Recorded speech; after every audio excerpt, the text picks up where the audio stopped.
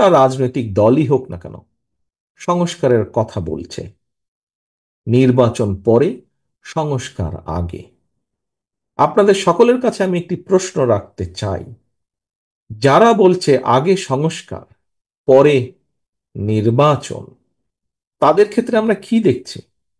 মুখে বলছে পরে নির্বাচন, কিন্তু তারা তো গিয়ে ঠিকই যে বিভিন্ন জায়গায় আমরা দেখছি নিজেদের প্রার্থী তারা ডিক্লেয়ার করে বেড়াচ্ছে। কোথায়? বিএনপি তো এটি করছে না। বিএনপি তো এটি করছে না। কারণ কেন বিএনপি করছে না জানেন? বিএনপি এই কারণে করছে না, কারণ সংস্কার একটি চলমান প্রক্রিয়া।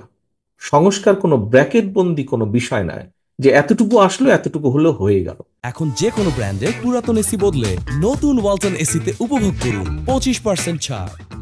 সংস্কার একটি চলমান প্রক্রিয়া, যেহেতু আমরা বিশ্বাস করি, সেজন্যই আমরা বলি যে নির্বাচন এবং সংস্কার এটি চলমান প্রক্রিয়া।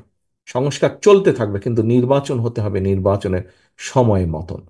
এবং সে কারণেই আমরা অনেককেই দেখছি বলছে মুখে আগে সংস্কার পরে নির্বাচন, কিন্তু বাস্তবে তারা ঠিক তার বিপরীত কাজটি করছে, যেটি বিএনপি কখনোই বলে না, বিএনপি করে না। বিএনপি তাই করে যা বিএনপি বলে, বিএনপি তাই বলে যা বিএনপি করে।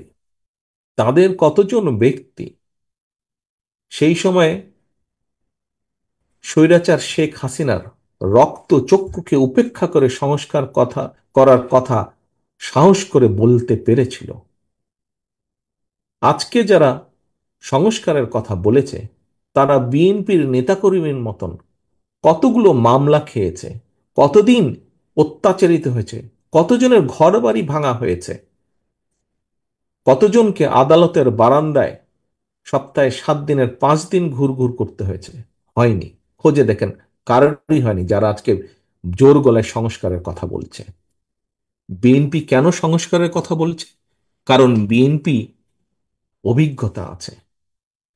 সেটি বিএনপি সরকারে থাক, বিএনপি বিরোধী দলে থাক, বিএনপি সকল সময়ে জনগণের সাথে সম্পর্কিত।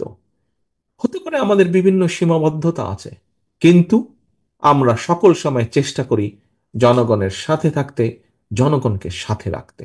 সে কারণেই আমরা কষ্টের সময়, নির্যাতনের সময় আমরা সংস্কারের কথা বলেছি। কারণ আমাদের অভিজ্ঞতা দিয়ে সবকিছুতে দিয়ে আমরা অনুধাবন করেছি, অনুভব করেছি যে এই দেশের মানুষের ভাগ্যের পরিবর্তন করতে হলে সংস্কারের প্রয়োজন আছে। ক্ষেত্র বিশেষে